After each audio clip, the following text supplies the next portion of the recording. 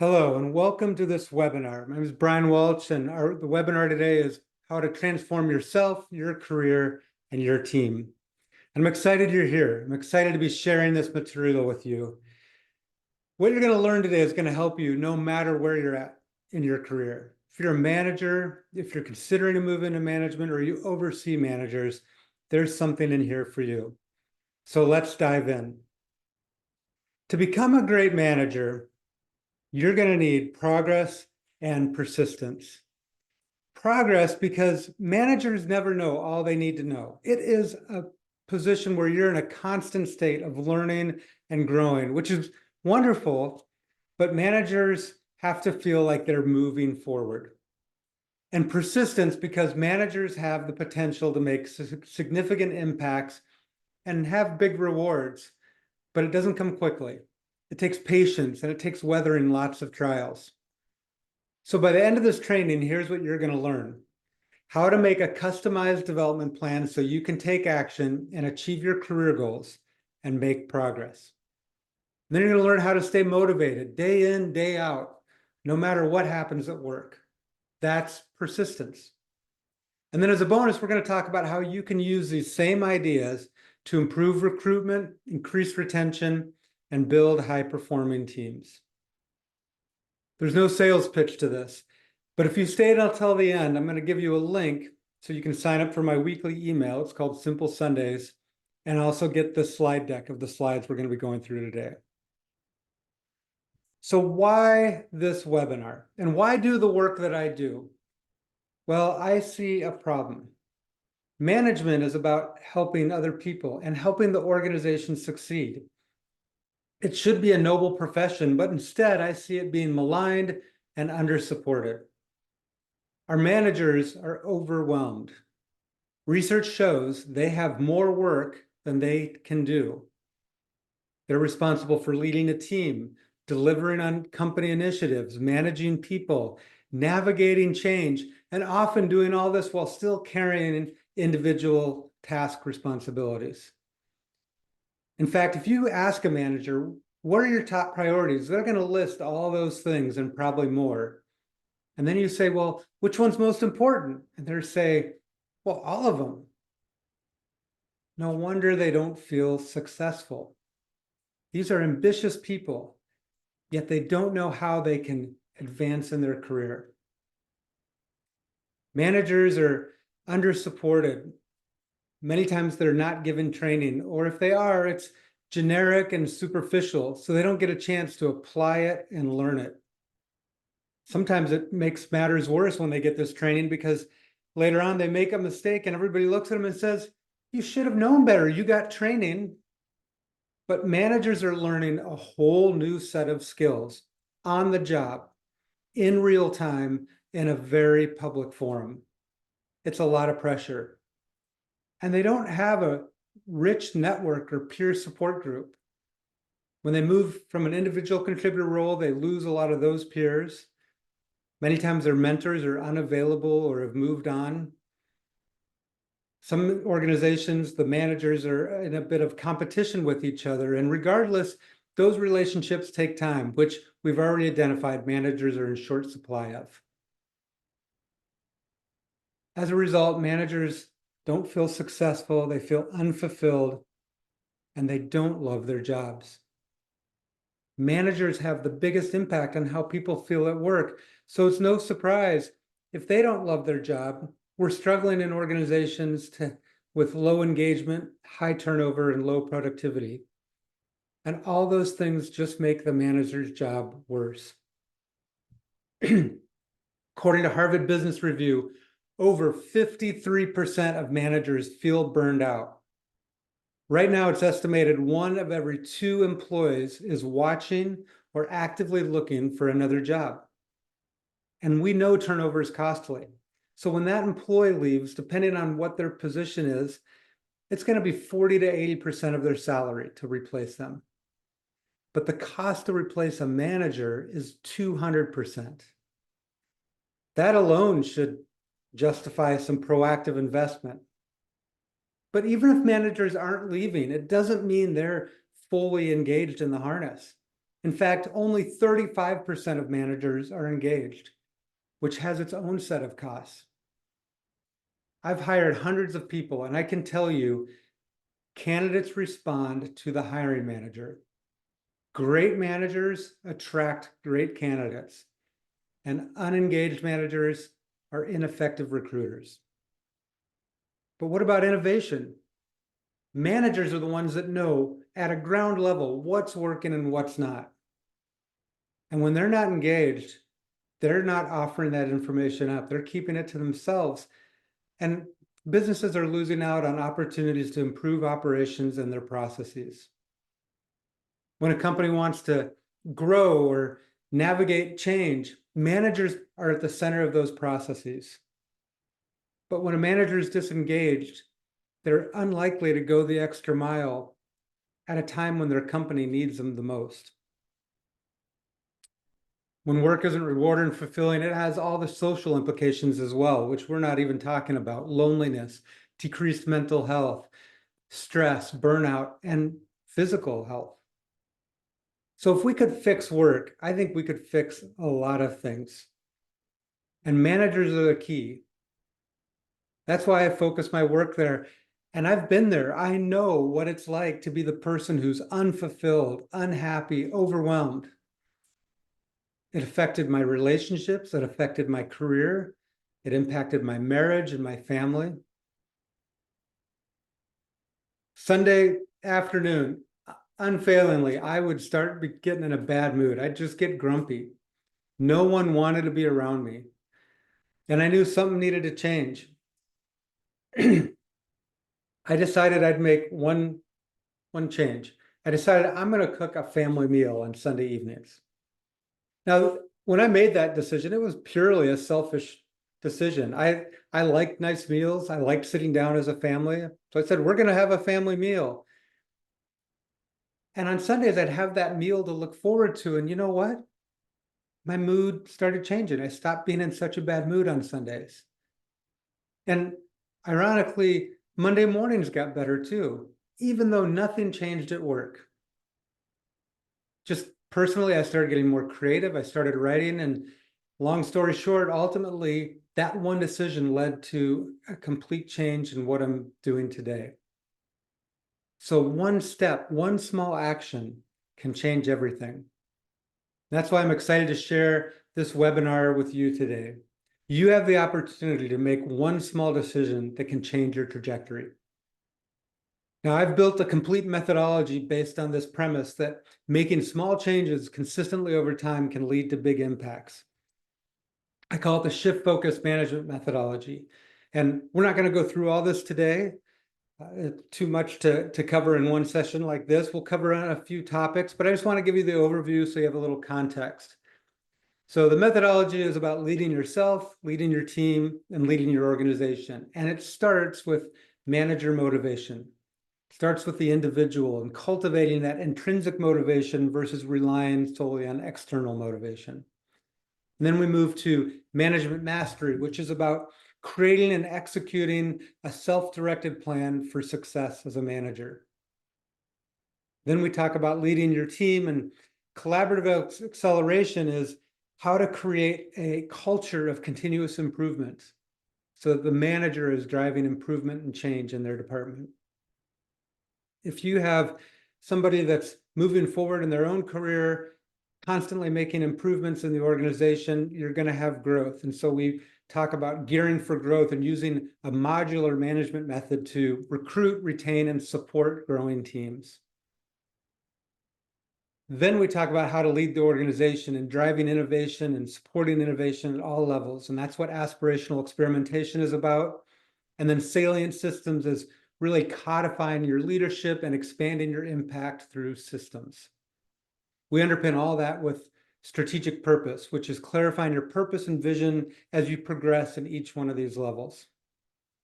So we're going to dive into a couple of these areas and give you some tools today that you can use to level up. My question for you right now is, what do you want in your career? What's the first thing you'd say? Take a guess. Some people are going to say they want a raise or they want a promotion. Maybe you want more freedom and autonomy. Some people just want to be good at what they're doing. So whatever it is for you, whatever you want, advancement, autonomy, mastery, it's going to require you to make progress in your existing role. And it is critical that we feel like we're making progress. It's one of the things, though, that can be very elusive, especially for managers.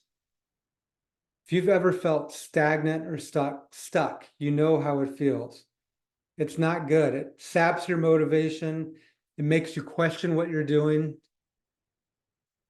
Think back earlier in your career, and often when we started our career, we had really clear milestones and we would hit those regularly, maybe even really quickly. And so we would feel good about our progress. It was rewarding. It was motivating. So you've probably experienced both sides of being stuck and stagnant, and also when you were driving forward and making progress. So if progress is important, how do we achieve it? I want to share a quick story about when I was a boy flying up the highway with my dad. We had a small plane, and I live in Alaska. We were flying up the highway from the States, and we're up over the Canadian Rockies, and my dad decides he's going to take a nap. He turns over control of the plane to me. Now, that wasn't unusual. I knew how to fly the plane, like the basics. But he gave me a few pointers on navigation, like where we were in the map and some controls to watch. But he also made some assumptions, like I'd keep heading the plane north. And he showed me where we were on the map, but he didn't really give me the technique that allows you to plot your progress versus your time. So he went and took a nap for about 20 or 30 minutes, woke up, and when he came to, I showed him what I thought where we were. And he looked around and he said, "We're completely going the wrong direction." I'd gotten us lost. I'd not made progress. So I was capable, but there were things that were assumed, things that, I didn't know the right technique. And so I got lost. And this highlights an important principle that we can apply to career development. When you make the implied explicit and the hidden visible, the elusive becomes achievable. When you make the implied explicit and the hidden visible, the elusive becomes achievable. So we're going to use that principle today to create a development plan that you can use in your career to do just that, make progress. So we're going to deconstruct your current role into 4 areas for development, 4 domains, and I call these risers. So the acronym stands for relationships and influence, skills and experience, results, and systems, risers. Now, in diverse jobs or complex jobs like management, we don't move ahead in our career in this linear fashion. Progress is much more circular. We kind of spiral around these domains, build a relationship, we learn a skill that helps improve our results. Now we can see that we need a few other skills, or we need to build a stronger relationship with somebody else. We need to learn a new system, and on we go. I call it spiral development. And as we spiral around these, we move up. So risers is an acronym, but it also helps us to rise. And so it might help you remember the acronym. Now, when I'm working with clients, we actually lay this all out in a proprietary tool I call the Spiral Development Matrix. It becomes like a map for the employee, and they can use that then to create their own self-directed development plan. But today, you don't need a full map. You only need to identify the risers for where you are at today. So I want you to consider yourself like an explorer, like you're Lewis and Clark sitting on a plane, and you're looking out and you can see a valley ahead of you, and you can see a river and a forest and a swamp, and you can see a hill a little bit beyond that. And if once you get to the next hill, you'll be able to see further. But you can plot out your path through that valley today. This is what it will look like. And this is a template. You don't need a formal template. You can sketch this out on a piece of paper. You can use digital notes just with some headings and bullet points. If you've got some Post-it notes, you can use that. But what we're going to do is for each of these 4 domains, you're going to identify 1 to 3 elements that you need to master as part of your current role. So let's start with relationships and influence. What relationships do you need to be successful in your role right now? Write down 1 or 2. First ones that come to mind. For your stage of the career, might be if you're early in your career, maybe it's your boss and your employees. If you're mid-stage, you might say, well, I need some more peer relationships. And if you're looking to get a promotion, maybe you need to develop a relationship with somebody that's in the position you're trying to get to. Sometimes we have a relationship with somebody and we need to improve the quality of that relationship. So maybe there's a relationship that you need to give more attention to, or other relationships you want to build or foster. We say relationships and influence because sometimes it's not necessarily a relationship, but it's some influence that you need to have. Like maybe there's a vendor where you want to get better service from, or a professor you're looking to get students referred to from. So it can also be situational. So that's relationships and influence. 1 to 3 items is all you need there for all these. Second domain is skills and experience. So what are some key skills you need to develop at this stage in your role? You can start with just some generic ones, like maybe it's communication or project management or emotional intelligence. If you can be more specific, that's great. Like it might be how to give direct feedback to employees that you manage when they need to improve their performance. So what skills, 1 to 3, do you want to learn that could help you in your role? Sometimes it's not a skill, but an experience we need to have. For instance, you might need the experience of taking a client all through the entire life cycle, or the experience of hiring somebody or mentoring someone. And that's really what's necessary for you to progress in your role. So it could be a direct skill, or it could be an experience you need to seek out and gain. 1 to 3. Next is results. What results are you responsible for at this stage in your career? Ideally, you identify the areas and the metrics that you're using. Now, this is a great area to have a follow-up discussion with your boss. Write out 3 areas of responsibility, the measurements of success, and then show that to your boss and see if they agree. Get their input. But for today, write 1, 2, or 3 things that you know. These are the results I'm responsible for. Last one is systems. Systems can be technical systems like administering your HR system. It can also be people and process systems like a customer service process. Or it could be a personal system like a personal productivity system. Those are the risers. Those are the 4 domains. And what you just did is started creating your own matrix. That's the map. Now what you're going to do is create your development plan. For each one of those domains, you're going to select one element and only one. And you're going to create a goal related to that element.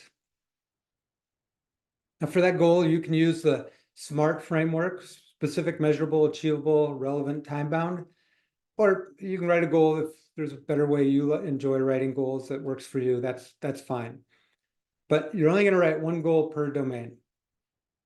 And it's okay to make that goal small and tangible, because once you complete it, you'll set another. So pick your element, write your goal, and then what is one thing, ask yourself, what is one thing you can do today tomorrow, this week to make progress on that goal. One action you can take. And what's going to happen is you're going to continue iterating and advancing. And as you advance, as you complete a goal and set another one, you're going to be able to see further, and you're going to realize there's additional elements you can add to these domains. And you're going to keep moving forward, and you're going to be able to look back and see how far you've come and notice that you are progressing. You get that positive feedback loop. That's how you make progress. Now, it's not like this solves everything. There are still going to be a lot of setbacks, a lot of trials. There's going to be days when you wonder, is this worth it? I think companies are going to do things that make you mad, that make you question yourself or make you question them. And you're going to ask yourself, why should I keep doing this? Being a manager, doing anything that is important is tough. And to be great at something, it takes persistence. Because especially in management, you don't see the impact right away. But it's there. And you will get validation, but only if you stick with it. Now, all those stats that I mentioned at the beginning, all those things and the costs, it's not like companies aren't concerned. It's not like companies don't know there's a problem. They do.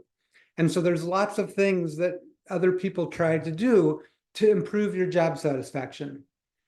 They offer a lot of external rewards, raises, promotions, time off. They do that because they know you're important and they want you to be happy. And there's nothing wrong with that. Those are good.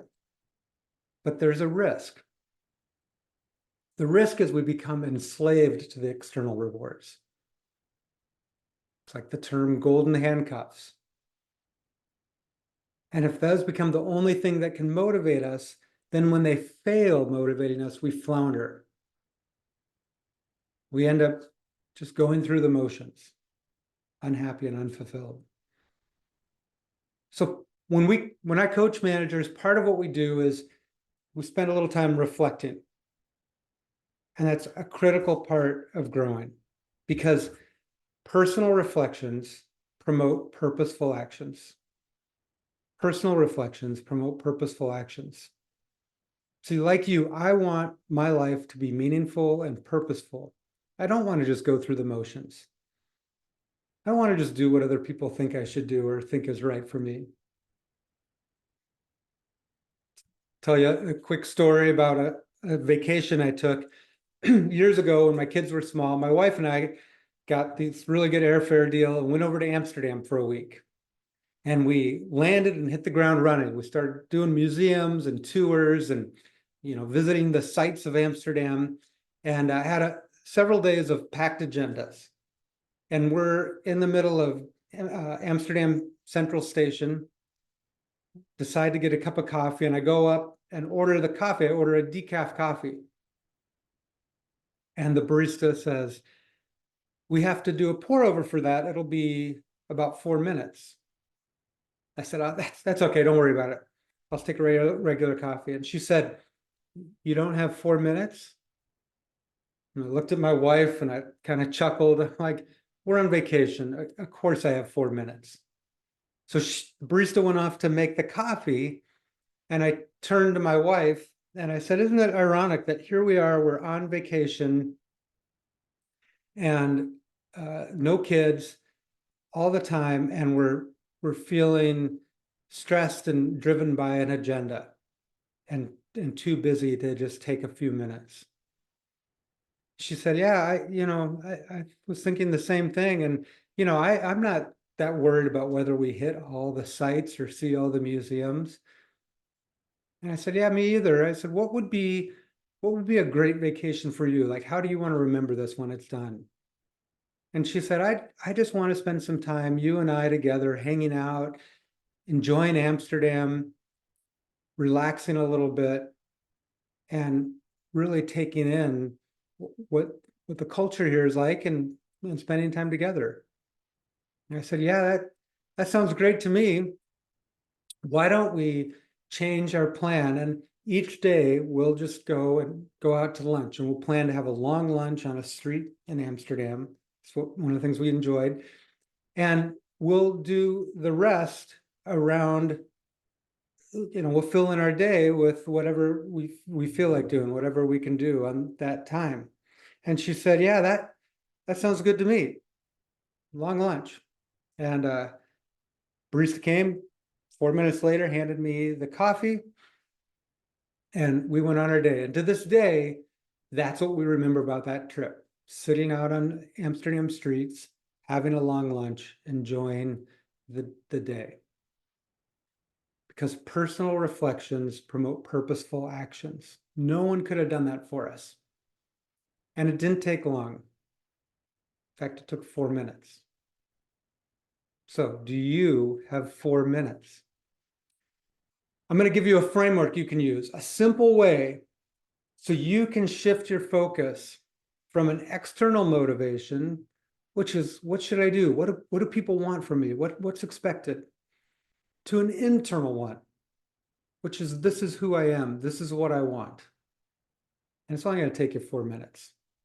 I call it the AAA motivated mindset. AAA, affirmation, aspiration, action. I want you to start by just taking a moment to reflect. Right now in the moment. Where are you at? How are you feeling about things? What has happened today or this week that's been on your mind? Maybe it's a current situation or recent experience. Could be positive, could be negative. Maybe it was a decision that you made. I want you to identify one insight or lesson from that experience. It doesn't need to be revolutionary or profound. Just one thing that you'll take away, one insight that you have. And you're going to reflect and then take that insight and you're going to transform it into a positive present tense statement. That's an affirmation. Something that reflects a quality you want to reinforce. When you reflect, like, what did that situation or what you reflected on reveal about your abilities or your strength or something that's core to you? And then I just want you to state it in a format, something like this. I mean, there's a lot of ways you can create an affirmation, but an easy format is just, I am, and that positive quality, who, and a positive outcome. So I'm an easygoing person who enjoys spending time with people. I am a confident public speaker who delivers value. That's your affirmation. Now, your aspiration is future-oriented. It's a hope or a desire. So think about what's a vision for the day or the week, or maybe the situation. Something that could be personally motivating to you. And you're going to state it as if it has happened. So this format usually looks like I am, or I have helped, or I have, and then that future state desire, but expressed as if it has happened. So in the middle of that vacation with my wife, I would have said, I have enjoyed a memorable and refreshing vacation with my wife. Affirmation, aspiration. Now your action is, what are you going to do today or this week to move forward on that? Again, it doesn't have to be profound. It could be, I'm going to read an HBR article. I'm going to watch a TED Talk. I'm going to leave today by 5 p.m. and leave my laptop at work. I'm going to turn off notifications on my phone. Whatever, make it specific to your situation and something that's going to make your life just a little bit better. And decide how you're going to hold yourself accountable. Write it down, put it in a calendar.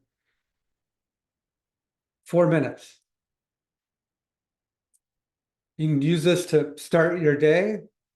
You can use it when things are getting tough, or you just need to recenter yourself and get a motivated mindset on something that's important to you. Because when you're intrinsically motivated, it gives you confidence, gives you clarity to keep moving forward. Now, so that's your AAA motivated mindset.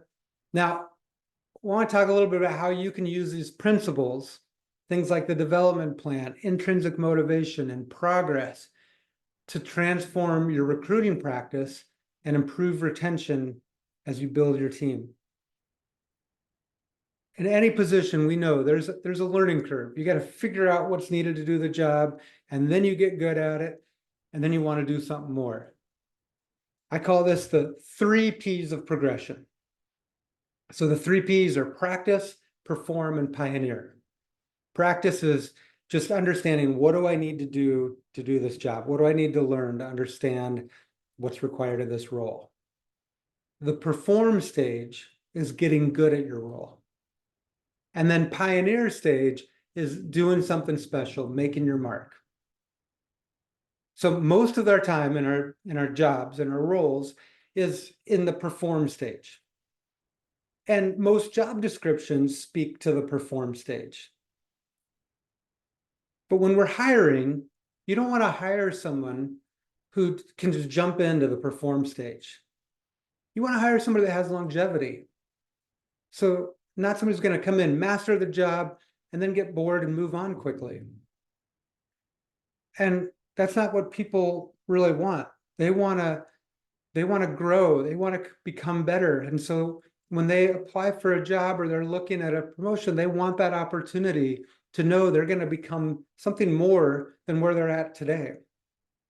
So we're hiring into the practice stage. But people also want to know that they're going to be successful. Nobody wants to come into a job thinking they're going to be set up for failure. So the next time that you have a position you're going to fill, you can use this, the risers, to create a map for the practice stage for that position. Map out the 4 domains: the relationships and influence, skills and experience, results and systems that somebody's going to need to learn about once they get hired. And that becomes your onboarding process. That is how you're going to support them through the practice stage.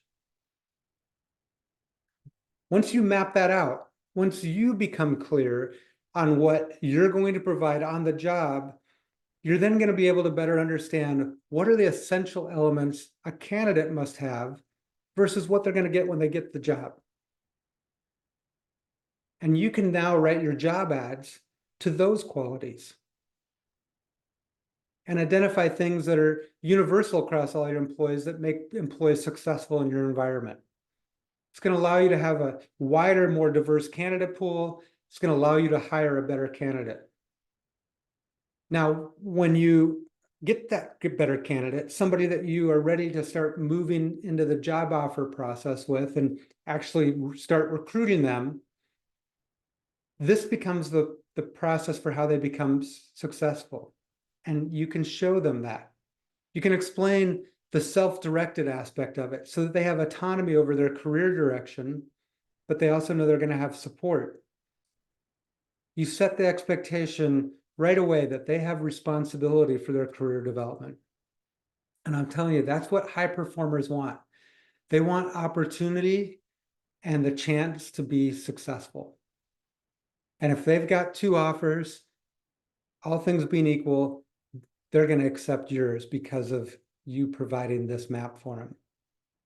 Now, on the other end, we can use this model to improve retention with experienced staff. Like I said, most time is spent at the perform stage. And what can happen is we all get complacent. See, when somebody has mastered the perform stage, they're good at their role. They're handling things well. They've got a good handle on work-life balance. They're navigating issues as they arise, crises, they smooth out the crises. everyone's happy. Company's happy, boss is happy. If we're in that position, we're happy, we're doing a good job, everybody's happy, until we're not. Something happens. Maybe we start getting bored. We don't want to say anything because everybody seems happy, but we start looking around at other opportunities. Or we start feeling like maybe we're taken for granted. And once you start looking, maybe you do an interview, all of a sudden you have a job offer, they're gone. When you lose someone that's mastered the perform stage, it is the biggest blow to the company. You're losing institutional knowledge. You're losing all the relationships and the fabric of social connections that they've built. You're losing the capacity, which is significant. And the cost of replacement is way on the upper end of those scales that I showed you. Plus, you're going to introduce a lot of risk when you bring somebody new in at that position. So I've identified the pioneer stage so that you can help retain those people through that time. So where you do something special, you make your mark. Now, for some, that might be the path to promotion. The pioneer stage is what gets them ready for the next role and helps them decide where they want to go. For others, it might be just the chance to contribute at a higher level or make an impact, maybe do a special project.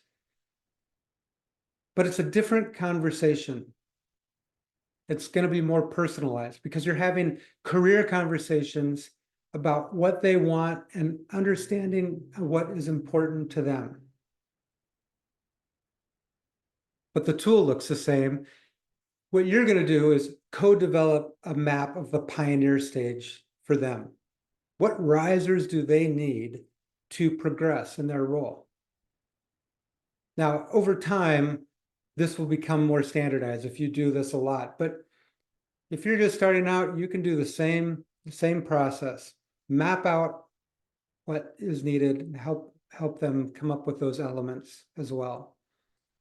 And then use the same self-directed approach. Allow them to set goals and you support them along the way. Now you're having conversations with them about what's next. Nobody's getting complacent just because things are going smooth. And you're being specific about the elements they need for them to achieve their goals. They're not hidden, they're visible. They're not implied, they're explicit. And progress isn't elusive, it's achievable. So you provide a map, let the employee pick their route, you support them. And I guarantee that dynamic will improve engagement and it will improve retention with your top performers. All right, so we've covered how to make a personal development plan, something that you can take action on and make progress. We've introduced the AAA framework to maintain a motivated mindset. No matter what happens, you can use that so you can persevere through the tough times. And we've talked about how to use these ideas to improve recruitment, increase retention, which is foundation to building high-performing teams. Now, I shared at the beginning that small changes done consistently over time yield big results. So today, just pick one thing. Go back to that development plan you sketched out.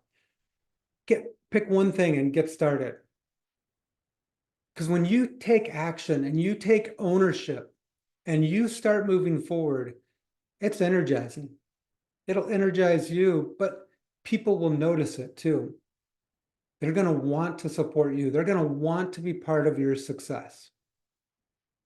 I have spent hundreds of hours coaching clients, and this is what we talk about. What do you want and how are you going to get there? I recently, just last month, did a seminar with a group of 12 managers on this exact material. And they unlocked insights about themselves and their ambitions. It opened up ideas about their working relationships and how they could better support their employees. And right in the seminar, they were already sharing ideas about how they could improve the organization. When you're working on things that are important to you, you get more confident. You get more determined. You overcome setbacks. You stay empowered and positive. The world needs more great managers. I'm trying to facilitate that. I work with managers because I know they have a ripple effect. We've experienced and seen what bad managers do, but we also know the benefits of a great manager. That impact they have is felt by the employees, by the company, but also beyond the work environment. Managers have a ripple effect that ripples out to friends, to family, and the community. It's these things that I talk about, they've worked in my own life. And I know how I feel when I'm moving forward on things that are important to me and I'm making progress. And I want the same for you. To tell you a little bit about me, I'm a certified executive coach. I help organizations develop managers and build best-in-class management cultures. I came from a background in IT consulting. I spent 25 years at a professional services firm, helped build that from 25 employees to over 200.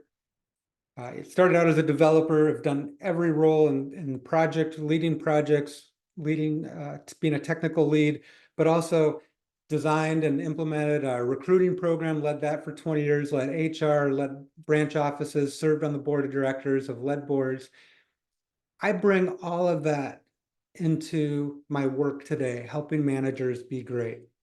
And so if you have questions, you can send me an email here.